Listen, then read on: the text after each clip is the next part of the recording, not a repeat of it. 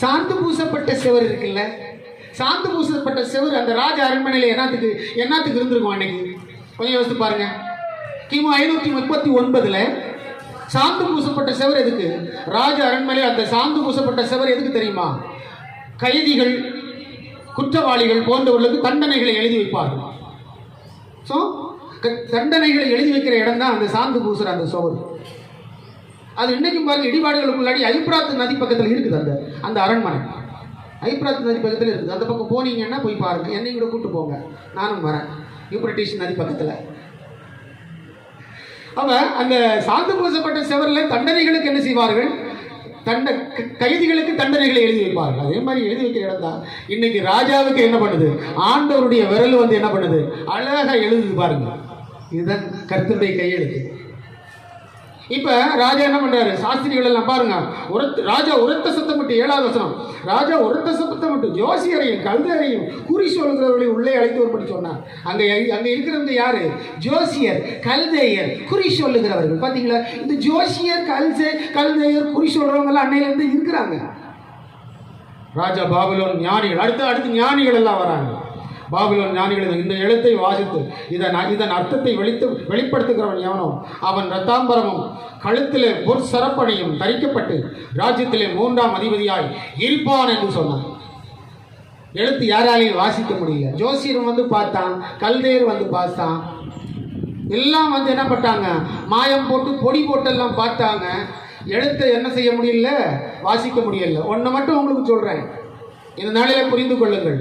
கர்த்தர் எழுத ஆரம்பிச்சாருன்னா அது எழுதுனது தான். நம்ம தலையெழுத்து இதுதான். நம்ம தலையெழுத்து இதுதான். ஒருவேளை ஆண்டவர் என்ன பண்ணுவார்? குறைச்சி கூட எழுதுவார். இடையில வந்து எழுதவும் தெரியும். ஆல்ரெடி பிறக்கும் போதே கொஞ்சம் எழுதி வச்சிருப்பாரு. அது அவரால் இடையில மாற்றவும் முடியும். ஆனால் அவருடைய பிள்ளைகளாய் நடந்து கொள்ளவில்லை என்று சொன்னால் எக்ஸ்ட்ரா வேற ஒன்று எழுதுவார். அதைத்தான் நீங்கள் இங்கே பார்க்கலாம். எக்ஸ்ட்ரா வேற ஒன்று எழுதுவார். ஆனால் அந்த எழுத்து தவறானதாக இருக்கும், தாறுமாறதாக இருக்கும், அது நமக்கு ஆபத்துள்ளதாக இருக்கும். அதுதான் இப்போ இந்த எழுத்து. இப்போ ஆண்டவர் எழுதினாருன்னா அந்நியனெல்லாம் வாசிக்க முடியாது. ஜோசியனாக இருக்கட்டும், பெரிய ஞானியாக இருக்கட்டும், பெரிய அறிவாளியாக இருக்கட்டும், அவன் என்ன செய்ய முடியாது?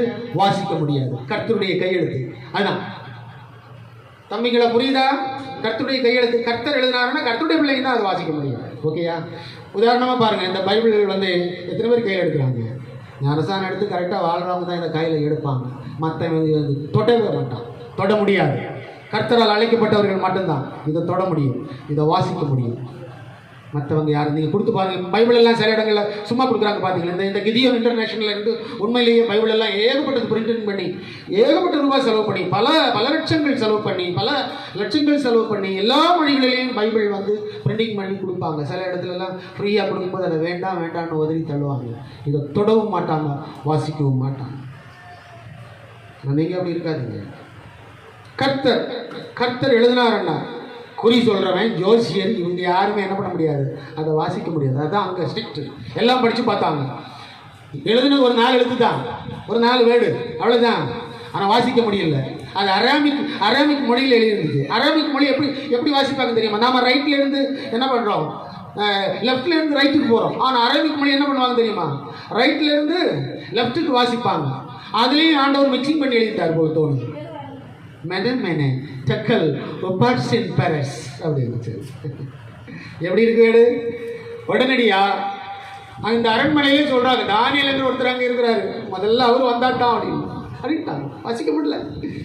தானியேல் என்று ஒருத்தர் இருக்கிறாரு, அவர் வந்தாட்டான். தானியேல் வந்தார், தானியேல் வாசித்தார், தானியேல் அர்த்தத்தை சொன்னார். அதுதான் நீங்க 5ஆம் அதிகாரத்தில் நீங்க அங்கே வாசிக்கிறது பார்த்தீங்களா?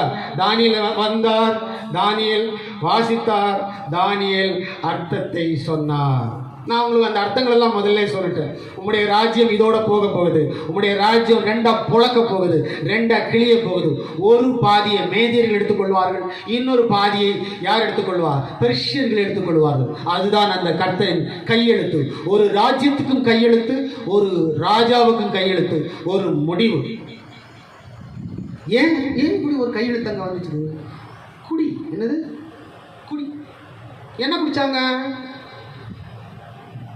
7 ராஜா. இவர் வந்து 7வது ராஜான்னு சொன்னேன். நேபுகாத்நேச்சர் தான் என்ன பண்ணுறாரு?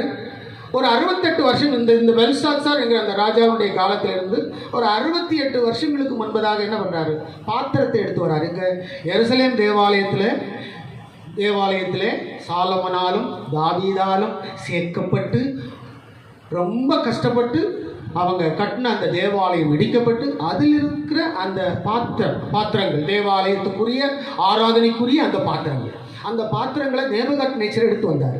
எடுத்து வந்து அவர் என்ன பண்ணியிருக்கிறாரு, சும்மா அதை பூட்டி வச்சுட்டார். அவர் அதை தொடவே இல்லை. ஏன்னா அது கர்த்தருடைய ஆலயத்தில் இருந்து எடுக்கப்பட்டது, அது கர்த்தருக்குரியது அப்படின்னு சொல்லி ஒரு பயத்தில் அவர் வச்சுருந்துருக்கலாம்.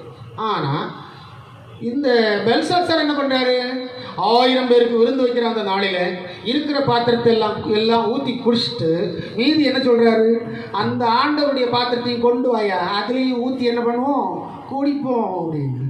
இன்ட்ரெஸ்ட் வரும்போது பாருங்கள், சிலவங்கள் அந்த கார் ஓட்டுவாங்க பார்த்தீங்களா, குட்டிச்சுக்கிட்டு தாறுமாறாக ஓட்டுவான். 4 பேர் 5 பேர் ஒன்றா சாகுறானுங்க பார்த்தீங்களா.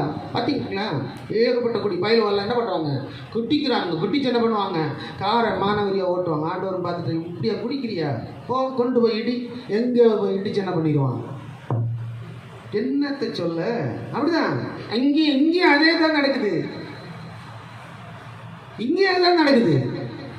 குடிச்சாங்க எல்லாரும், பாத்திரத்தை எடுத்து வந்து குடிச்சோட்டு அந்த பாத்திரத்தில் குடிச்சிட்டு இருக்கும்போது அந்த எழுது அப்படின்னு, உன்னை கணக்கு போட்டேன், உன்னை உழக்க போறேன், உன்னுடைய ராஜ்யத்தை என்ன பண்ண போறேன், உழக்க போறேன். இது திடீர் கையெழுத்து, இது திடீர் முடிவு. ஆமா, திடீர் முடிவு. இப்படி நமக்கு வரும். ரொம்ப ஆண்டவருக்கு நாம் பயந்தவர்களாக இருக்க வேண்டும்.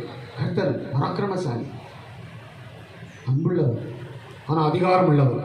அன்பும் உண்டு, அதிகாரமும் உண்டு, அடியும் உண்டு. அந்த அன்பில் நின்றுக்கிட்டா நல்லா இருக்கும். கர்த்தருங்கிற அந்த அன்பின் வேலிக்குள்ளாடி நாம் நின்னோன்னு வச்சுடுங்க. அன்பின் வேலி, அந்த அன்பின் வேலிக்குள்ளாடி நிற்கிறது கொஞ்சம் கஷ்டமான விஷயம்.